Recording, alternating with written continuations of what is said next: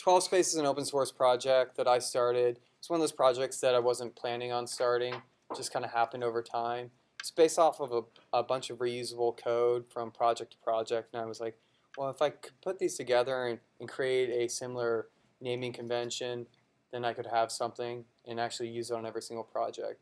So that's kind of like the birth of 12 Space, and it's a structure system, so it's based around creating containers and creating sophisticated or simple ways of structuring your website.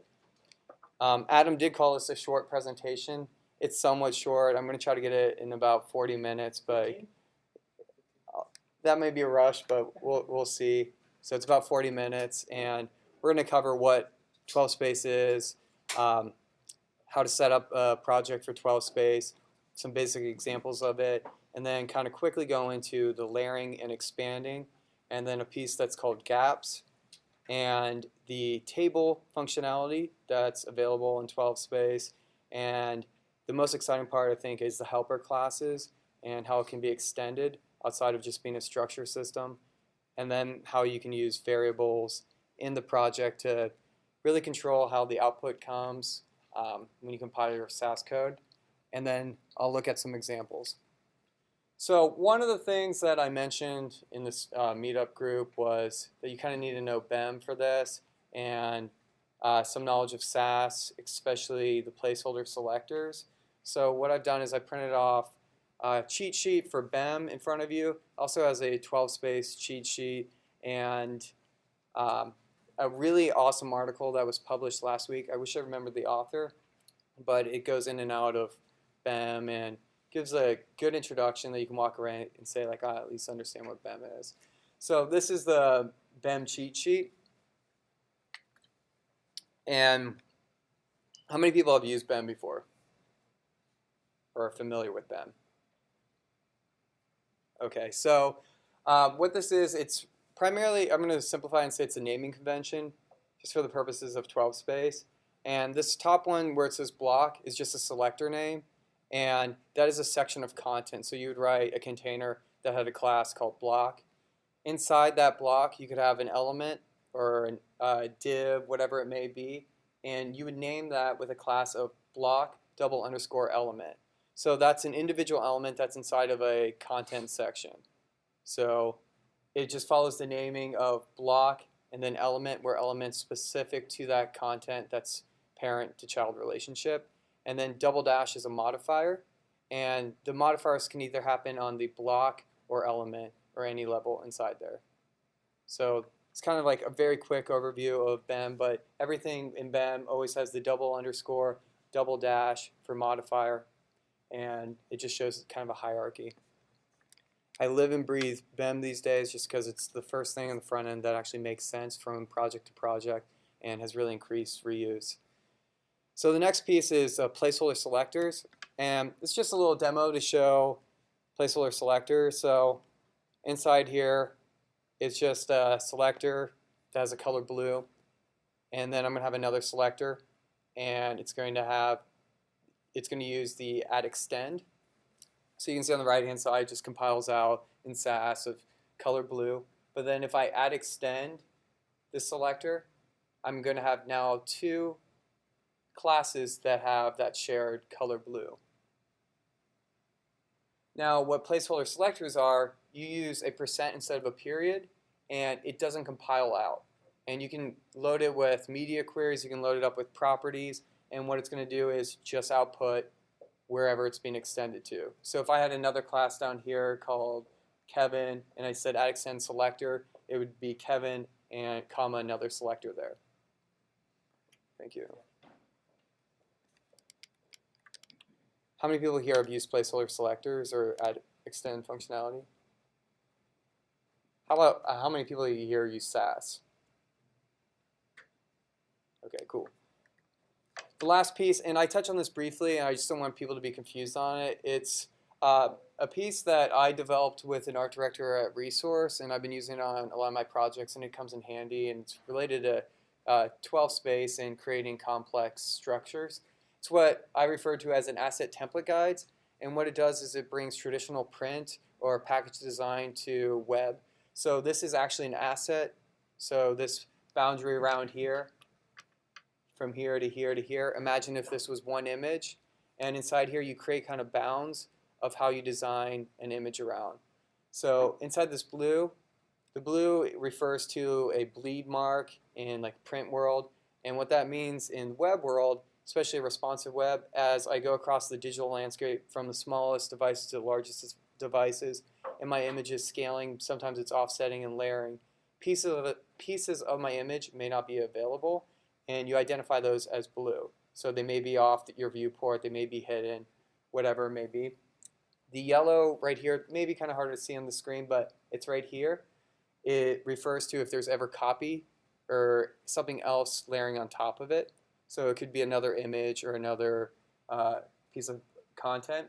And then this right here, it's kind of hard to see, but it goes from here all the way to here, is green, and that means it's available across the full landscape.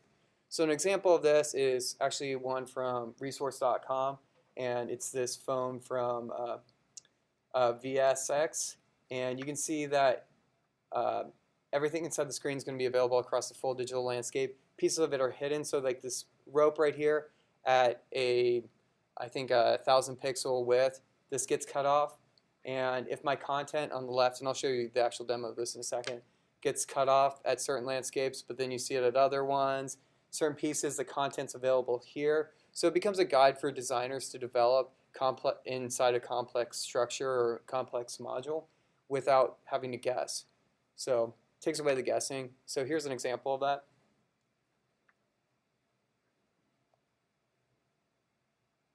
So you can see that image kind of scaling across.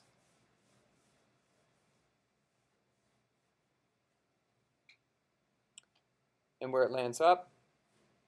And then if I just go back and put in that placeholder one, you can kind of see where it goes across. So follow like this blue right here. You can see that's getting cut off, and then more of it's visible at different pieces. In certain parts it gets cut off, and you can see all of it. So it's just a guideline for designers. And it's incredibly helpful, especially to bridge that gap between designers and developers. So cool. Before I get started, so far, are there any questions? Okay, and I'm going to make another call out. On the handouts that you have, there's a URL inside there. We've done this before, and sometimes people don't use it, but I like to set it up. It's a way that if you have a question as I'm talking, you can easily interrupt me. I have an iPad right here, so if you have a question, I'll see that you have a question. Just go to that URL. You don't have to enter your name. You can just enter in a question. Or if you want to just put your name and not a question there, just do that and hit I have a question, and then hit OK on the alert, and then I'll see that you have a question. And then that way I can kind of keep them in track. And that URL is on the front of that packet. All right, so this is the first of 9 parts of this presentation. Some of these are really short. It sounds long, but I'll try to get through this quickly. The reason why I developed 12-space is I worked a lot with different frameworks that were available out there, a lot of grid systems, and I was always being limited from design and front-end capabilities, and the grid system always guided our content and the design itself. And to me, that didn't seem necessarily right, so I would always be like, I hate grid systems, and start building out my own, and which gave birth to 12-space. So 12-space is not a grid system, but it's what I call a structure system, and it's inspired by grid systems. So the phrase for it is it's kind of like an off-the-grid grid system, meaning that you can create a grid system if you want to, and you can still take the same concepts, but it's more advanced because you don't have that linear from column to column across the board. It's focused on individual modules and how those individual modules build together and create a page. So really what it does is it has the capability of layering, expanding, offsetting, and this and more with a lot of exclamation marks. And that's referring to those helper classes. So I'm going to go through each of those examples in one of these other sections, but that's really where it starts breaking away. Is it's not just these containers that are predefined. You define it as you go across, and you really focus on your content and how it's going to work across the landscape. So I said this earlier, but it's a Sass-based BEM, object-oriented CSS framework, and the knowledge of BEM will really help you understand learning of 12-space, and then hopefully help influence the way that you start writing code on future projects. And it's Sass-based, so it does require Sass. You don't have to use Sass, you can just use the CSS, but kind of lose the benefit of it.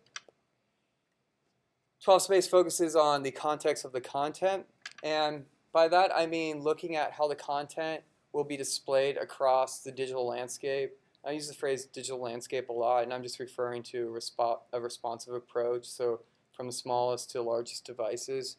So how your content will be displayed across the digital landscape. So, you know, as containers get smaller, and I have a block of copy, my content is actually going to, or my container is going to get taller because my content is going to break lines. So that's an example of context of the content. And 12-space can be used into two different ways, which is kind of the approach of developing content and structures for websites, which I like to say is containers for content or content containers. So content containers are when you define what the limitations are for a container. So an example of that may be an introduction zone or a hero where you say my header has 10 characters and it can't go over, or 5 words and it can't go over that, and it has one sentence of copy, maximum 140 characters. So that's an example of that. And the other one is a more fluid approach for it where you're not setting restrictions. So you can use 12-space in either way. It just depends on however you want to use it or the project need. Another example of where context and the content is really related is a CMS, or where you're creating dynamic data and you have to set those restrictions on a container, like a product listing. Sometimes if you're not thinking about those restrictions, you could have weird line breaking where you get offset from row to row. So why choose 12-space? And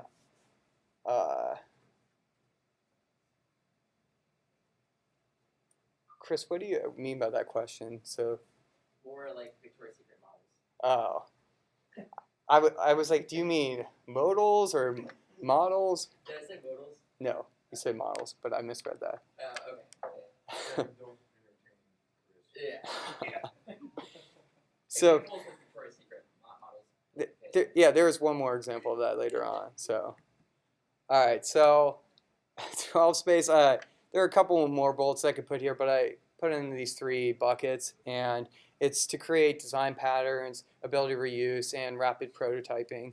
So by design patterns, I mean you can create structures that are unique to your content's needs and use them from project to project. You can also start going from page to page and creating reusable modules that that can change from this instance to another instance, and that's kind of the reuse piece of it. So you can create a block or a structure for a content, but dynamically change how it looks by just adding some modifiers in there.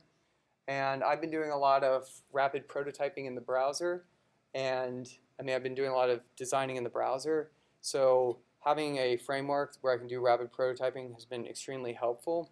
So I create designs and layouts and different comps and variations of them very quickly using 12-space. And I can also reuse them from project to project because it always uses the same naming convention. And right now I've used 12-space on 4 actual production projects, and probably about 80% of the code was even reusable. So one of the words I keep saying is structures, and I'll probably continue saying that a lot. And I define structures as what maybe you might define as a zone or a module. It has a specific functionality that is holding content, and it has a look and feel to it. And I break websites into 4 main containers of content, structures, UI, and UX. And content to me is the #1 most important part of a website. You know, the classic phrase like content is king. I try to truly live up to that, where designs and containers are based around that content. And in a perfect world, you're not designing or developing a single bit of code or opening up Photoshop until you have your content actually designed. So second to content are the structures, which are the pieces that are really holding the content together and how they'll be used across your website or the page itself. And structures can be individual components of a page, and those components can make up pages and templates. UI is just applying some styling and branding to those, or the unique appeal to whatever that module, zone, structure may be. And UX is relating it to how people may interact or any advancements to that outside of the UI. So the next part is getting to the basics of 12-space and how to set it up. So I'm going to walk you through how to set up like your first project and using a dummy site that just has an HTML file, an assets folder that has two folders inside of it, an SCSS folder and a CSS folder that's used for compiling out 12-space. So it's a very bare bones example, but for those that aren't familiar with Sass, it should kind of help you out. So here's my structure. You can see that I have this HTML file, and I have my assets. And then inside my assets, I have just a styles.css file. And right now, it's just blank. And the next step is to really go out to GitHub and either download the zip of 12-space, and the URL for 12-space is at the bottom of those handouts. But you can also do a search for it. I also bought the domain 12-space, so that makes it really easy. And that's going to be the home of where we put out a bunch of demos, examples, and reusable pieces of code.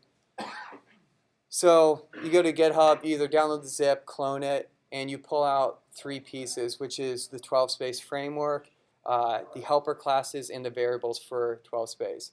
You're just going to paste those inside your Sass file or your SCSS folder. So you can see those three that are in there.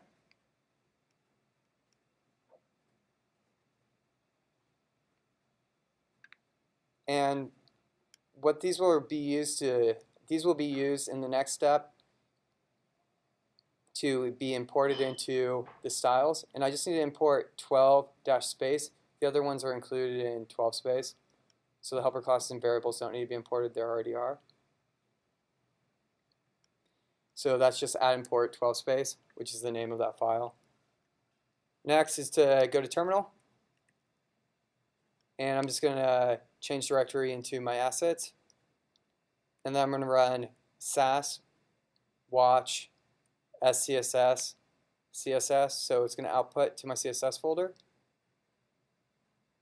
When I do that, it outputs to my CSS directory. And now 12-space is able to be used under styles.css. Another way you could also do this is if you want to use the CSS version of it, you could just pull down the 12-space CSS, which is also in the repository on GitHub, or in the zip too. One thing that, if you don't want to do the GitHub approach or the zip version of it, cloning and downloading, I released 12-space on Bower. So for those that use Bower, this will be an easy way to keep up to date with the latest version and any updates. Major, minor bug fixes will be automatically updated whenever you do a Bower update. So that's another way to get to it. And if you guys aren't using Bower, I highly suggest starting to. It saves a lot of grief. So back to the setup. I'm going to show an instance of using 12-space. So every instance uses space --12, and that's just how you start it off. And this can be applied to any element. Next is I add a child element, which is going to be space _cell. And this will just have some filler content.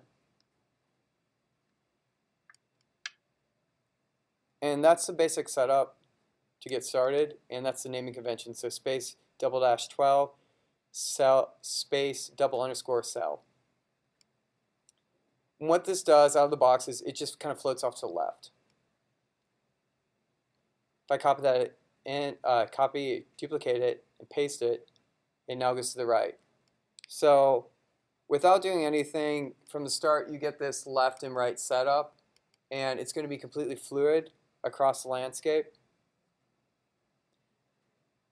Because 12-space doesn't include any widths or constraints to the container, it's kind of up to you to decide how you control it.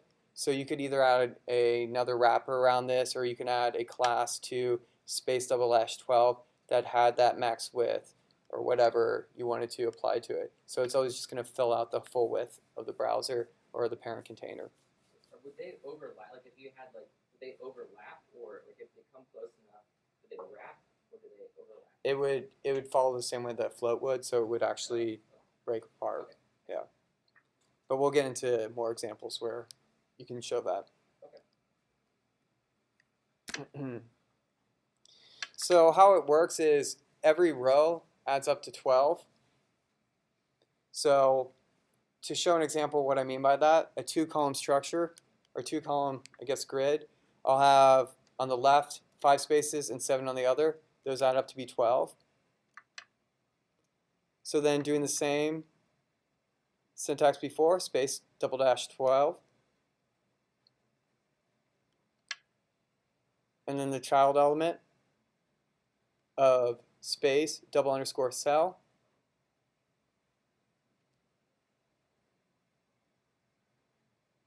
And again, that's just following the conventions of BEM. So you can see that left and right. And now we're going to add in a helper class, or I mean a modifier class. We're going to modify one of the elements inside there to take up 5 spaces.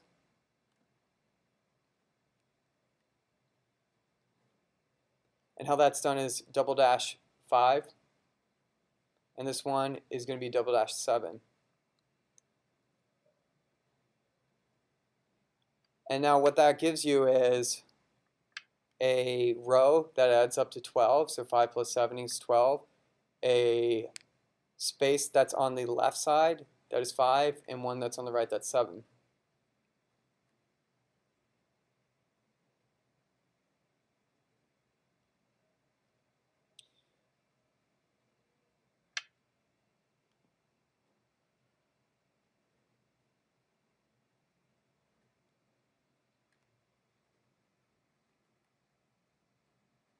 So to help identify, throw in this background, and you can see that it's taking up the 5 spaces, and the one's just taking up 7 spaces.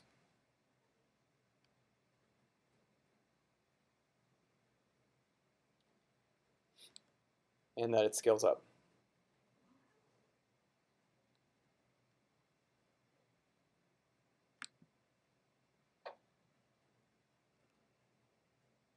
So to do a reverse of that is very easy. All I have to do is either change the order of those 2 elements, or change the modifier that's on that class. And then to even do something different, like a 2-column that's maybe 2 spaces and 10 spaces, is also very easy to do. So this is it, changing the order. And you can see that it reversed from 7 to 5. And then here's that 2 to 10 example.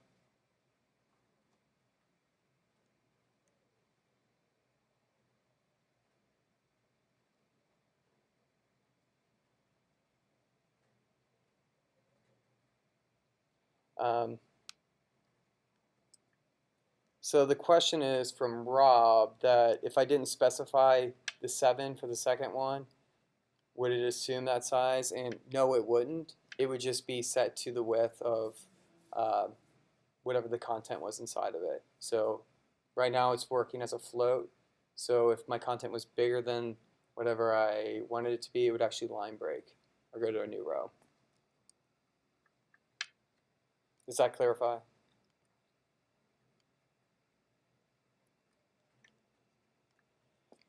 So I bring up mobile versus desktop here It's kind of derived from that last example of 2 and 10, and it's related to two different approaches of using this framework. Like you would probably never really have a 1 or 2 space, like a 1 and 11 column structure, 2-column structure, or a 2 and 10 column structure on mobile because it's just going to be too small. So you can use this library to either start mobile or desktop first. And I like to say that there isn't one version better than the other. I like to approach it as it depends on the need of that module itself. So looking at the context of that content in regards to the context of the user and how the user will interact with that content itself. So if I know I have a zone on my home page that is primarily meant for people that are mobile or out and about in the world, then I should optimize mobile first and start there and kind of build up. And if I know it's meant for more people that are on the desktop, then I should start desktop and kind of work my way down for a responsive solution. But you can use it either way. And worst case scenario, you always do it one way, and it's whatever way that you want to do it or your team limits you to do. So doing a 3-column is, again, just anything that adds up to 12. So here's a 3, 5, 4.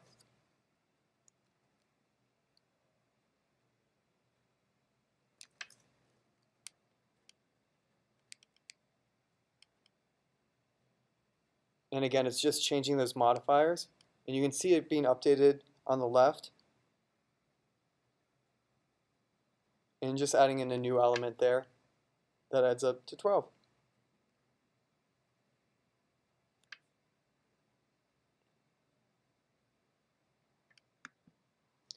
And you can really do whatever you want. So you can have a bunch of 1s and add up, or any combination as long as it adds up to just 12 for your 1 row. Oops. So what happens if it's greater than 12? So in this example, 5, 7, 8, 4, it just breaks to the new line. So looking at this, I have that 5 and 7.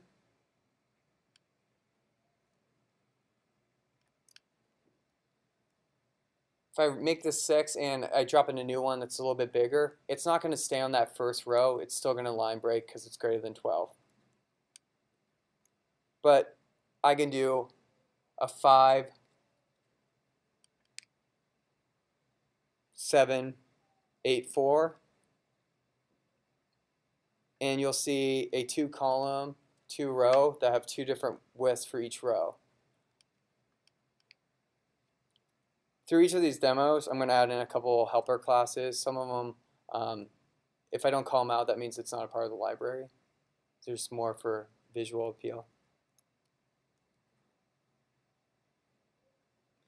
And even though these aren't the most exciting examples, I hope you can see that you can easily build out some structures that can easily get sophisticated really quickly. There are certain grid systems that allow you to kind of build in a nonlinear approach for your grid structure, but 12-space is really aimed at you build it out however you need to build it out. So in the example of I have 5 and 7, 8 and 4, it just depends on whatever my design or content needs may be. It's a lot more flexible.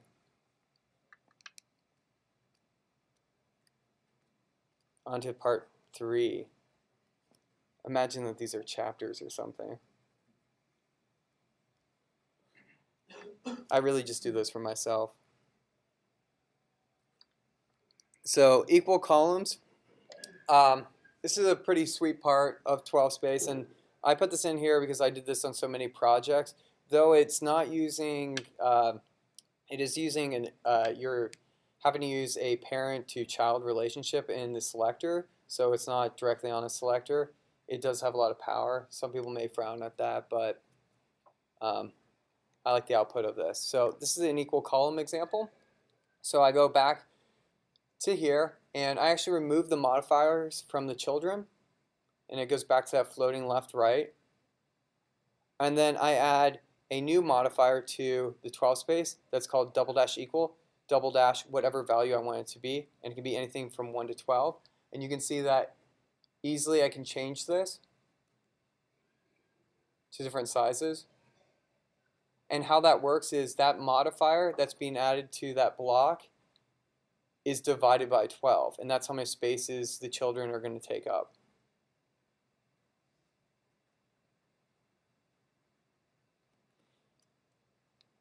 And it gets a little bit more exciting once you add a few more pieces of content inside here.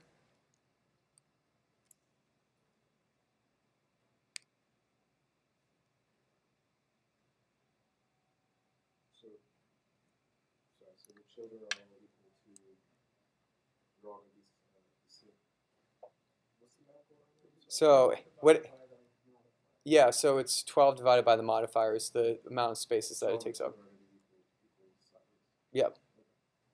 Yeah, this is really helpful if you're doing something like dynamic data or some kind of grid system that you want everything to be equal. Also product listing.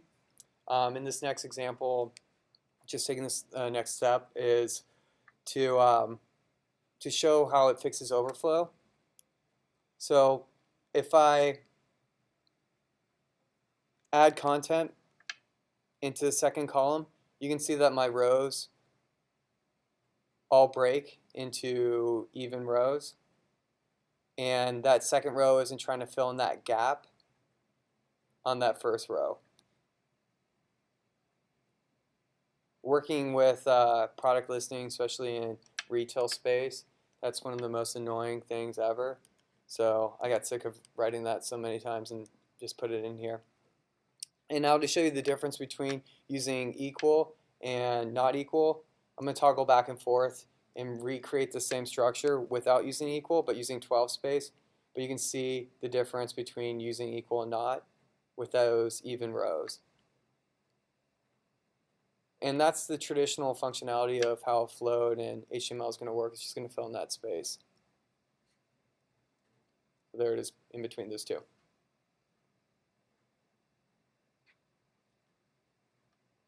I know I personally have used this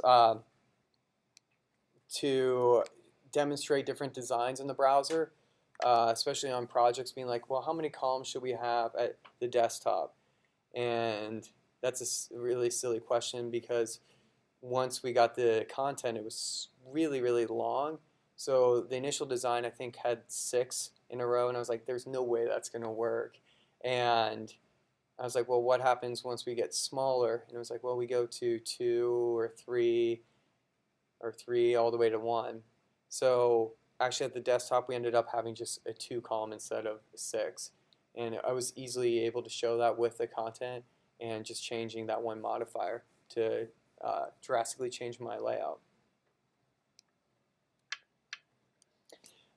Yeah, and this is a really good question. So Adam asked, what is the browser support for 12 space? It's IE8 and above. And moving forward with 12 space and all the versions that I'm going to be doing, I'm going to have variables that you can say what browsers you actually want to support. And the goal is to keep the syntax 100% the same, with maybe some of them changing over time, but try to keep it consistent. So if you want to use Flexbox or Box, it will be in a future release. I'm just waiting for it to get a little bit more stable, and it will be a variable whether or not you want to use that over the float methods or properties or a more traditional fallback.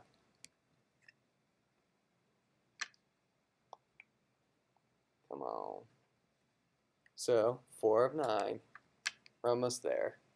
So this gets into the layering, and layering is what I'm referring to as one piece of an element going on top of another piece, or separating them apart. So back to the 5, 7 example. If I wanted to put the 7 2 spaces behind the 5, I can do that. So the syntax for that is space, double underscore cell, double dash offset, double dash negative, and then the amount that I want to move it. So this is 2. And again, that could be any number 1 through 12. Anytime you see a number, it can be 1 through 12.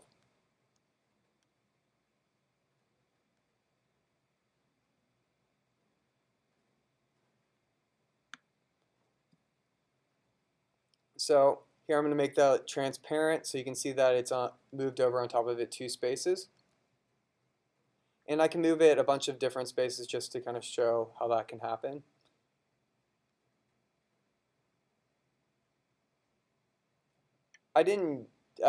Probably until last year I wouldn't have thought that I would have needed something like this, but now it comes in play all the time, especially with more complex designs for responsive sites, where I want my image to be on top of another one.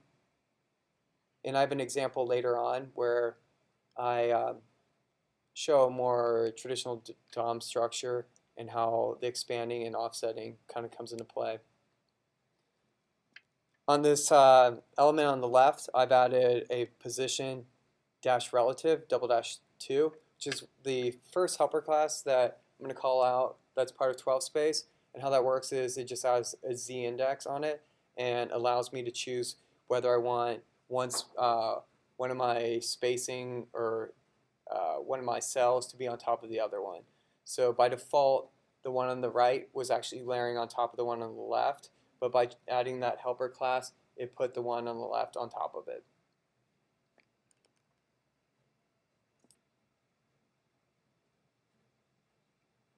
Yeah, so the question is, does the -2 subtract from the row number? And that's actually what it does. So in the case of I have 7, I am subtracting 2. When I have 7, -2, it's now actually a 5. So it gives me actually 2 extra spaces. So in this example, I can actually add another space or cell inside there to fill it up.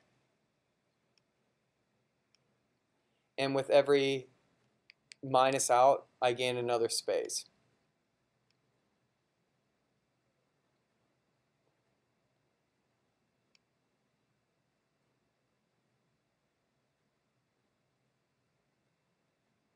And again, it's using that double modifier, actually triple modifier, to offset it.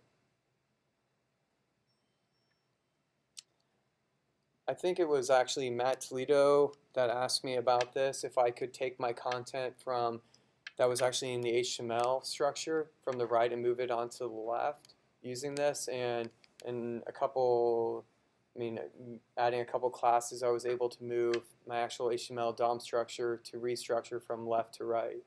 And it output across all the browsers too.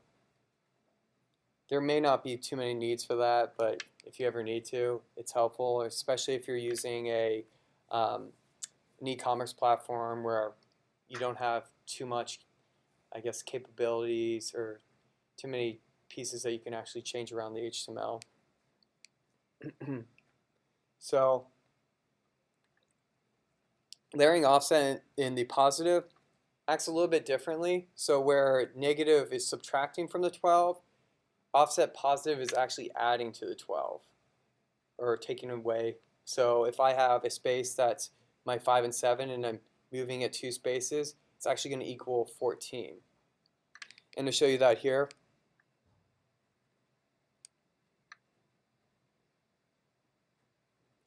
there's the offset 2, and it's now moved 2 spaces, but it's caused me to jump down a row because it's greater than 12.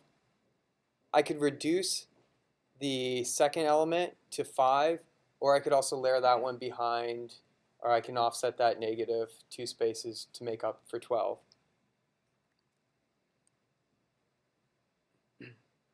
So there it is at 5. And then if I make it any bigger too, it's going to just fall down. Just simple math of getting to 12. So there's many combinations that you can do there. With layering, offset positive and negative, you can actually apply the spacing of its parent to a child inside. So you have your block, you have your element, and then you can have a child underneath there. So your DOM structure is 3 levels down. And inside there, I could actually offset and expand out my element's child by the same spaces. And I'm going to show some examples of it, but it's really the first time that this comes into play is in layering offset positive and negative. And expanding at the element level is actually no longer going to be included in 12 space, just because it's pretty much handled by the offsetting in the positive direction, and also a piece that I'll talk about in a second called gaps. But it is still available at the child level. So as I was just saying, that you have your block, you have your element, and then you have another DOM inside there, another element inside there. You can expand that how many spaces you want. So looking at this setup, I have this title that says 5 spaces.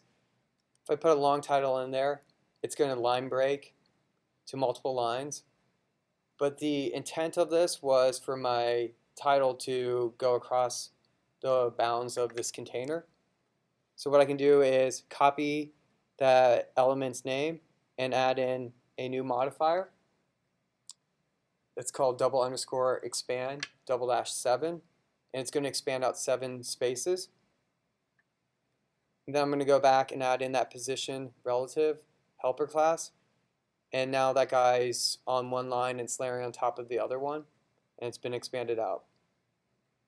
I use 7 there because its parent was 5 spaces, so 5 plus 7 equals 12, so it's the full width of the grandparent's container. Just to show you how that works is I've added a background color. And I could change it to different sizes, because sometimes you want your content, if I have a really long title, I don't want it necessarily to go from left to right. I want it to line break.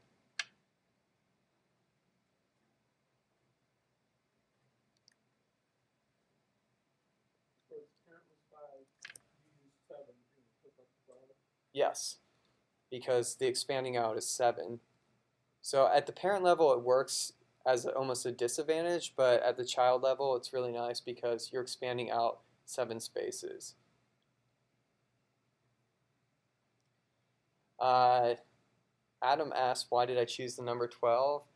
And originally it wasn't 12. I think it was 10. That's where I was going with. And I realized, like, to divide, if you make it divisible by 10, it's not as many options. 12 was just more options. And then I had a really awesome conversation with one of our architects at Resource, and he was saying how beautiful, like, the number 12 is, because it has less it has less opportunity for it to have those remainders that are just not nice. It's not really that true, but it does divide out a little bit better, and it gives you a little bit more options. And in the variables, if you want to change it to be 25 spaces, you can. I wouldn't recommend it because 12 gives you everything that you need. Could you potentially parameterize it, sort of like how you're saying, like maybe have a build for different browser support? Would that be very difficult to say? I want an 12 space. I want 8 spaces, something like that. Oh yeah, it's in the variables already. Oh, it is. Oh. Yeah. Okay. Yeah, and the other thing, if you want to do half spaces, you can actually do some simple math on the expanding, and instead of it being space $cell $5 $expand, I'll just point to it. Instead of it being this guy, I could change this to be 5's not a really friendly number. I can make it 10 and expand 2, and it's going to be half the spaces. So you can actually find different ways around it. I also want to give a shout out to Placehold It, which is that image off to the right. If you guys don't use Placehold It, it's really fantastic. There's some other ones that have just recently come out that actually allow images and also colored images. So can't think of that right now, but that's awesome. So gaps is spaces in between. It's the only thing that doesn't add up to 12 because it doesn't make sense, because if you had a gap that was 12, it would be a full row. So gaps are just in between. And it keeps my gutters on case if I wanted to keep it 12 across the board consistent. And the naming for it is just space _gap. And then I put a modifier of left or right, and then the amount of spaces.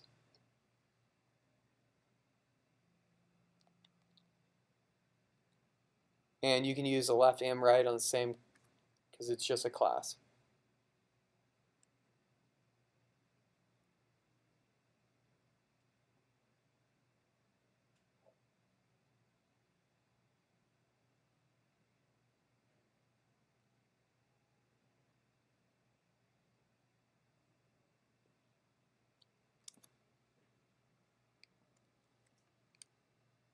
And that structure itself, I feel like I've had similar pieces that look like that many times in my life, and probably recreated that a bunch of times, and I have actually continued to reuse this on multiple projects. Um,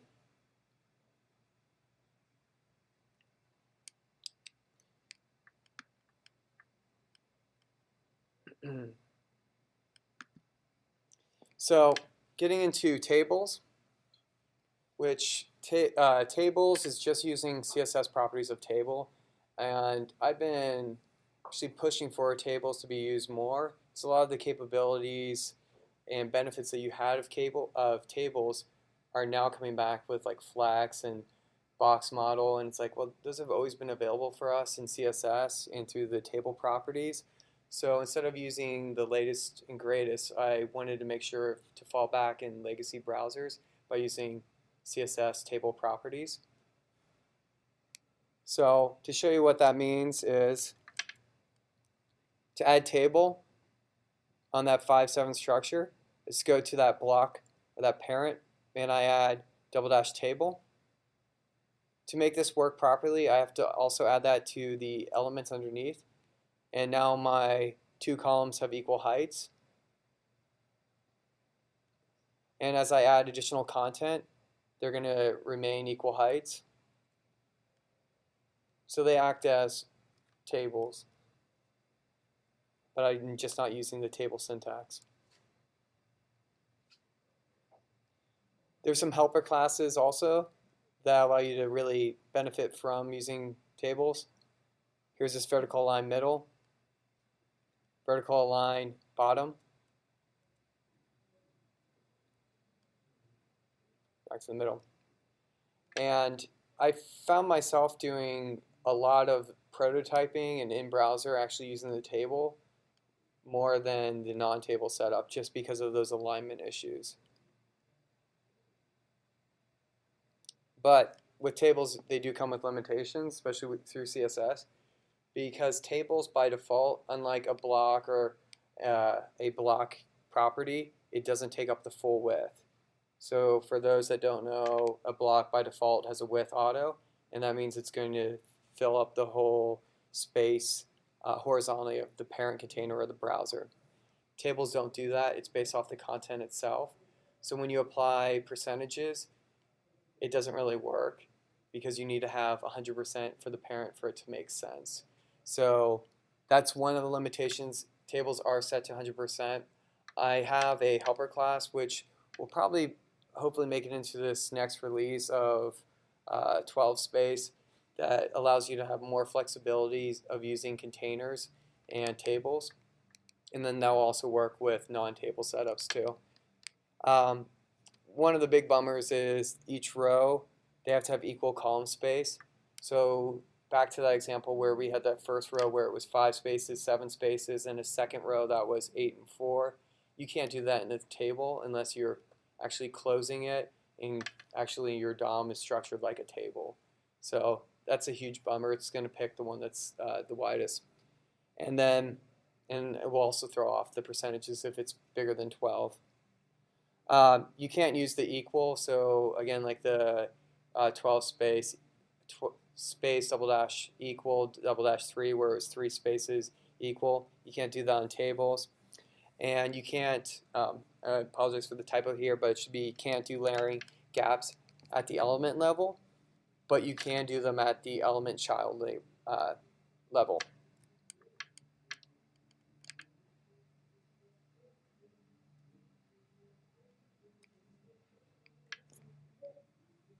I don't know where that means. Oh, it's 3-leg mare. All right, the last part of that's really about the library is the helper classes. And this is the part that I think will continually grow over time, and it's something that I've been adding to. So right now it just contains display types, position types, table alignments, and some width options. And these are all the different options that you have inside there. And the details on this are listed on the GitHub page. They're also on the README. They're not on the cheat sheet. And these are used just to kind of expand the functionality of the structures and how you can extend them.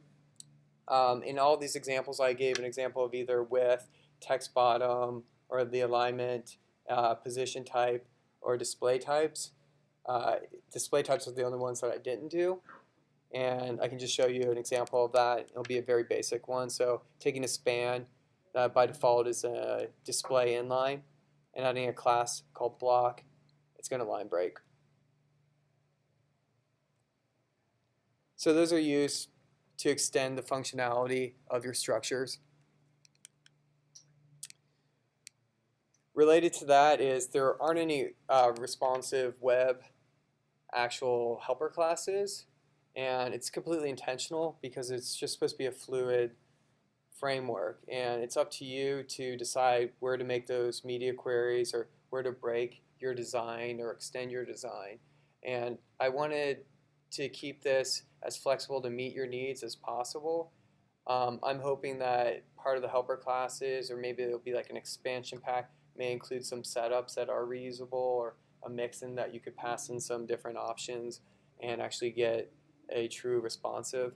But to me, it's hard to say like, oh, I have this structure of this container that's responsive without knowing your content needs or the context of that it's going to be used in. And I got a question about changing the column space at different breakpoints, and yeah, you can actually do that. I don't have an example of that right now, but I can show you one afterwards. I forget who asked that. It was Matt, maybe? Yeah, I can show you an example of that afterwards, but you can actually extend and overwrite the the spacing negative and positive. Yeah, I was actually trying to get to the response button. It's like, how do you make like the whole thing like 6 columns when you get the whole thing onto a Yeah. small device or whatever? But you answered it right there. Yeah. So you can do that. So how I like to say is you use the helper classes and you extend the functionality of it, which also allows you to increase reuse and prevents redundant code. So that means I could have a module on one page that maybe looks the same at a desktop view, so it's the same structure, but then on another page I'm reusing that exact same structure and how it looks, but the only difference is where it breaks. So maybe one of those structures I needed to go from a 3 column to a 2 column, and another one I needed to go from a 3 column to a 1 column. And it just depends on that content and how I want to actually set it up. And I suggest using a structure that you create a custom class, then you have a modifier at the end. And I have an example of that in a little bit. So looking at a very basic example of using 12 space, a helper class, and a media query to extend it, you can look at this and you can see that it's just scaling down that image. I'm going to create an arbitrary class called MakeMeRWD. I'm going to add a media query inside there. And this is also set to an arbitrary number. And I'm just going to override 2 properties, which is just float none and with auto. Save that out. And now that image, when I get to the 500 pixels, it's going to go underneath there. And this is not really a sophisticated example of RWD. I just wanted to show a very bare bones example, but you can make these way more complex. And in some of my examples that I'll show, they can get highly complex. So variables, and this is the very last part, but it goes outside the project, gives you the ability to override default naming conventions and also how it compiles out. And by that I mean if you don't want to use the space and cell as your name, you can use variables to overwrite that. So I can replace space at the block and element level and anywhere it may be in 12 space with my own name. And it's just in variables. So I can easily overwrite that. Save that. And now you'll see my example break on the left because those no longer exist. And I changed space to foo and cell to bar. And now replacing those back, you can see that it works again. So if you have a naming convention on your project and you want to stay true to it, you can use this. But where this gets probably the better option is to use the variables and turn them off, and use Sass placeholder selectors and extend them into custom classes that you're using. And this is my recommended use of this. So up to this point, 12-space is probably more using it for rapid prototyping or a one-off project that you want to get done really quickly and just do the classes in your HTML and updating those inline. But this is a better long-term solution for your project, is to use the placeholder selectors. And even though I showed that you can override your variables, like the foo bar example, using placeholder selectors, it always stays true to % space and cell. So even though you may override the options for it to be compiled out to be foo and bar, using placeholder selectors, it always stays space and cell. So an example of this, again, looking at this 5, you can see that it has all this compiled code because it's a pretty decent sized library. So I can turn that off,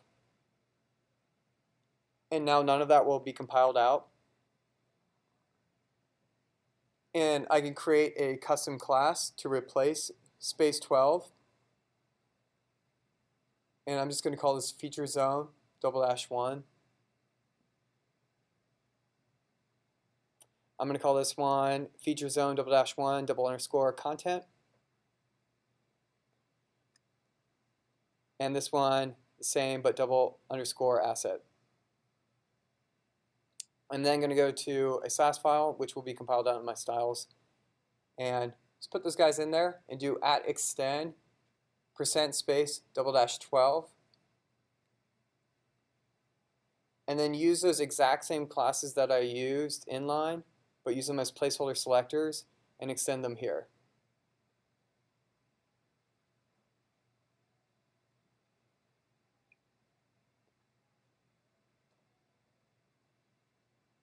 So there's that 5-7 structure.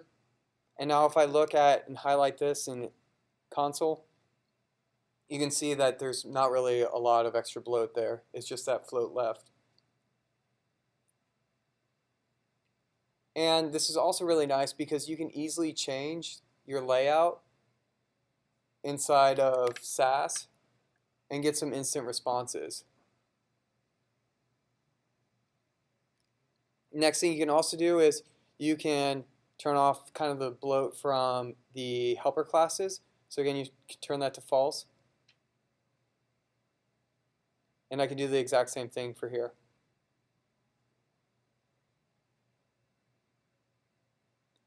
And this is just going to have an @extend the full class.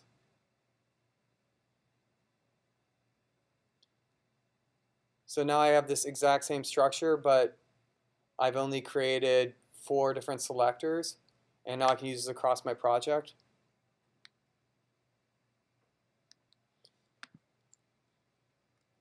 So before I get into any examples, does anyone have any questions?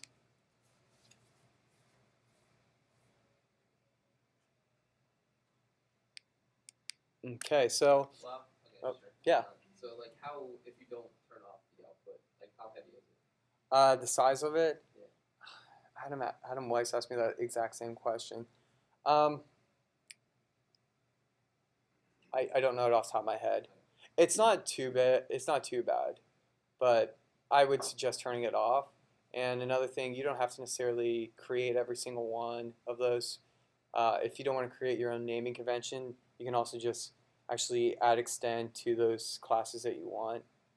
And if I get like feedback on that, I was thinking about, because I have another library that's called, it's a spacing library for Sass, and every single option inside there you can either turn on or off because it's a pretty heavy library to compile out. So you can be like, well, do I want my spacing at 2x, or I want to include 4x, or do I just want traditional spacing? And I was thinking about doing that for here. Like, do you want the extend? Do you want the whatever, the offsetting? And based off that, I don't know. If you guys want to provide feedback on GitHub or to me now and you're really passionate about that, it's a really easy add-in. But kind of wanted to go one or the other. Yeah. I know you said it wasn't built for responsible design of the box, but the last thing you just showed us where you extend certain stuff, if you put that in media breakpoints, you just totally made it like responsive. Well, yeah, because by default the web is responsive, Yeah. so it's all fluid. It's I'm just saying because I you had can no turn web. A 4 into a 2 with a certain breakpoint. Oh, yeah. Something like that, Yes. By turning everything off, extending it, and then putting your extensions actually in media. Mhm. Media rules. Yeah. Really good idea. Yeah. So yeah, and where I take it to a crazy level because I do placeholder selectors of the placeholder selectors. So I create modules for how my responsive is going to be that are all placeholder selectors, and then I create alternative modified versions. So I create maybe feature zone 1, and then I add extend that placeholder, and then I make a version 2 that maybe doesn't have that add extend functionality, and you can kind of keep going deeper and deeper with that and get some crazy stuff going. So, just to answer your question, it's 46K. Is that, and that's minified too. Yeah, but I mean I've used also this framework to build out majority of a site before, and then all I really had to drop in was some background colors and some font colors and some typography stuff. Have you done any JavaScript with it? Like, I just think it's really good for like drag and drop scenarios where like you move something and dynamically change the class to have those change. I've not for this, but I mean, following BEM also does help out JavaScript too, and especially a more modular approach to developing JavaScript. So I worked on it, as I said, on 4 projects, but I'm going to highlight resource.com redesign. And here are all the structures that were actually developed using 12-space on the site. So every single piece of the site is actually on this page, and they've just been used in different cases. Actually, this is about 2 times the amount of structures. And then here are some more advanced ones and the variations of them. And here I'm turning on that asset template guide so you can see the layering and the offsetting and the extending of those containers.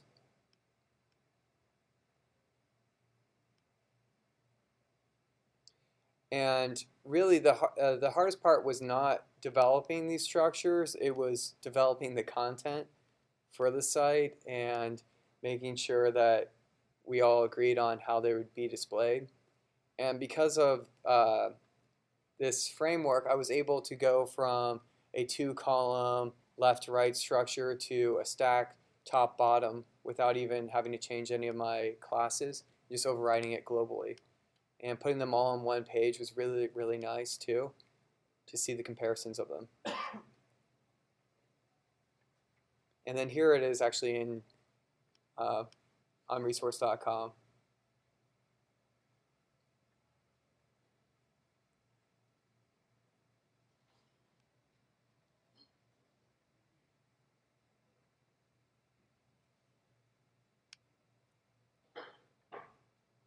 So again, this was all the structures inside here are built around this and some helper classes.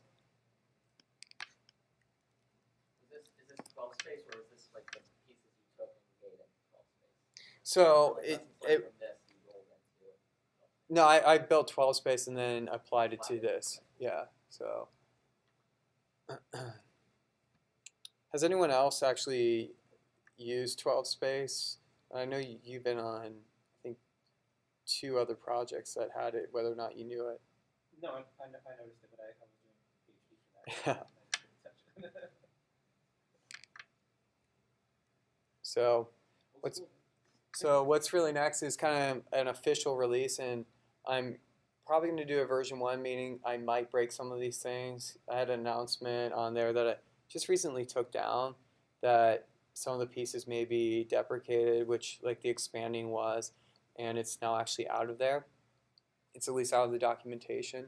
So there may be some other reductions, but it's going to happen within this month. So I'll decide to either remove anything, either keep a version 1 or keep it at this 0.9 version. And there's going to be more design layouts. So building out a website, as I said, I have 12-space.com, which are going to be example structures that will hopefully be copy-paste solutions for designers and developers to use. And the idea there is just for inspiration and then seeing how you can tweak them. And then additional helper classes. And the big thing with all this is, like, especially the helper classes, I want people to use this and extend it. And the big part of 12-space was I was really just sick of writing the same code over and over again. And I wanted to focus more on how I could get this done quicker and work on something more exciting than just structures, and look at how the website could actually perform. And I just wanted to move myself ahead and just have something reusable every single time that I could jump in and be like, oh, I have a solution for that already. And also doing that designing in the browser. So if you guys have any additions, if you use it on a project and you find some helper class that you're using over and over again, please let me know, because that would be extremely helpful.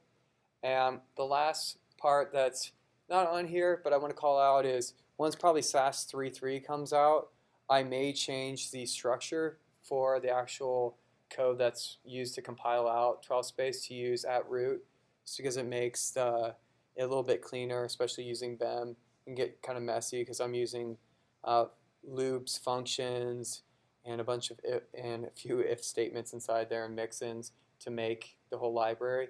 So unless some of those pieces may be a little bit harder to follow. So 3.3 will help clean this up, but not ready to release that until that's released. So that's kind of it. So are there any questions?